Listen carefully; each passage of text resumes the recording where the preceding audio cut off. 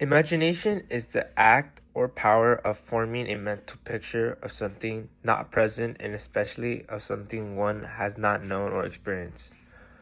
Both authors, Tim O'Brien's passage from The Things They Carried and Milan Kundera, The Unbearable Lightness of Being, use imaginations to present how the protagonists cope with their traumas. Therefore, my global issue is imagination serves as both a refuge and a burden in the process of coping with memory and traumas. O'Brien's passage, The Things They Carried, argues that storytelling, a form of imagination, allows him to confront emotions, face his past, and make sense of his experiences by reflecting on an incident from his time as a soldier in Vietnam. The Unbearable Lightness of Being by Milan Kundera passages focuses on her haunting yet poetic dreams, which is also another form of imagination. Captures her struggle between reason and emotion. In the first passage, The Things They Carried, O'Brien uses juxtaposition throughout his passage. First, when he's talking about his experience 20 years ago when he watched a man die on a trail near the village of his Keith. And then when he tells the readers that everything that he had just said up to that point was a lie and it completely made up, but he wanted the audience to experience what he felt. And we see him use juxtaposition more clearly when he's contrasting storytelling, story truth, and happening truth. This is seen when he says, "I was once a soldier. There were many bodies, real bodies with real faces, but I was young then. I was afraid to look. And now, 20 years later, I am left with faceless responsibility and faceless grief." Here is a true story. He was slim, dead, almost dainty young man of about 20. He lay in the center of the red clay trail near the village of Maquis. His jaw was in his throat, his eyes were shut, and the other was a star-shaped hole. I killed him. These examples of juxtaposition highlight how his imagination allowed him to confront his emotions, which he couldn't process at the time, which is why this guilt was so heavy for him, and why he had to create these story truths. But this also shows the burden that he constructed, because it led him not to be able to handle the guilt, which eventually trapped him in this cycle of suffering. The next literary device that we can see is his vivid description of trauma.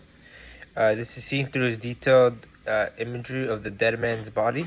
This is seen twice when he says, "I remember his face, which was not a pretty face, because his jaw was in his throat, and I remember feeling a burden of responsibility and grief." The next time we see this is when he's describing it through the story truth, which was he was slim, dead, almost dainty young man, about 20. He lay in the center of the red clay trail near the village of Maquis.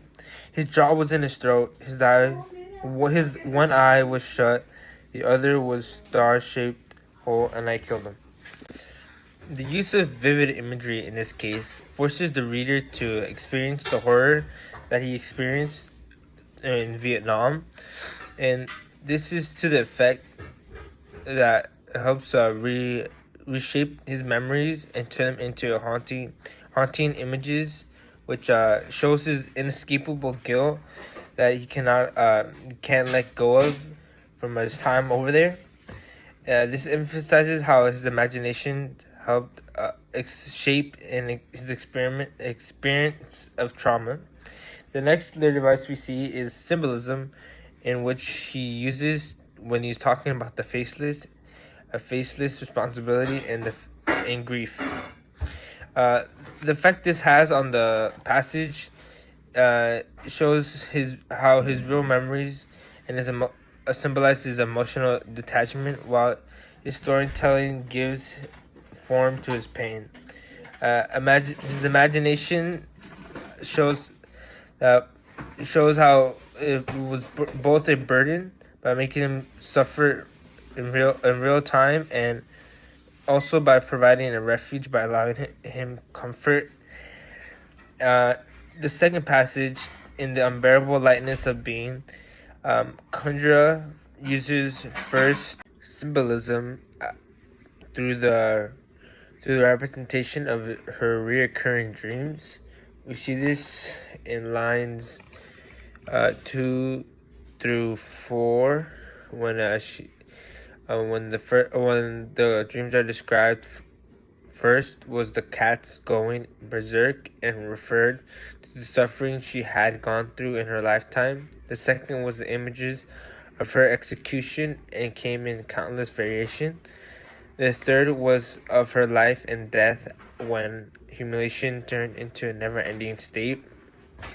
The use of symbolism in this case was her recurring dreams of execution and humiliation, which shows her subconscious suffering.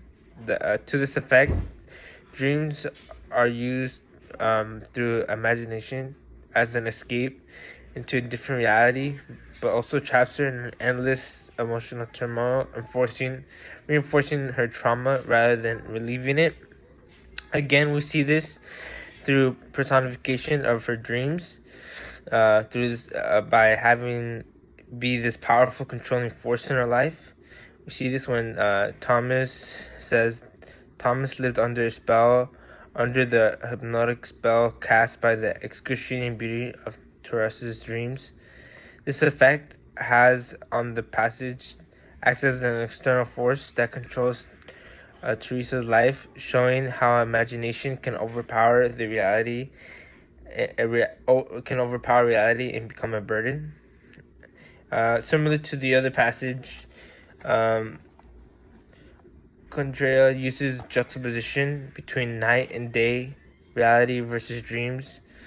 We see this, and to this effect that it shows how Teresa's love for Thomas during the day contrasts with her nighttime suffering, where she is haunted by her dreams.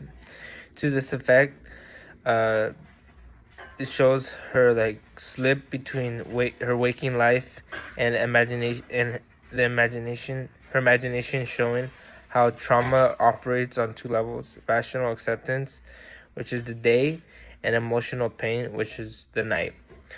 Again, we see that together both authors use juxtaposition, symbolism, imagery, and personification to emphasize how imagination shapes the experience of trauma, while storytelling and dreams offer a way to cope with the past of pain. They also have the power to keep individuals trapped in cycles of guilt and suffering, which makes imagination both a refuge and a burden.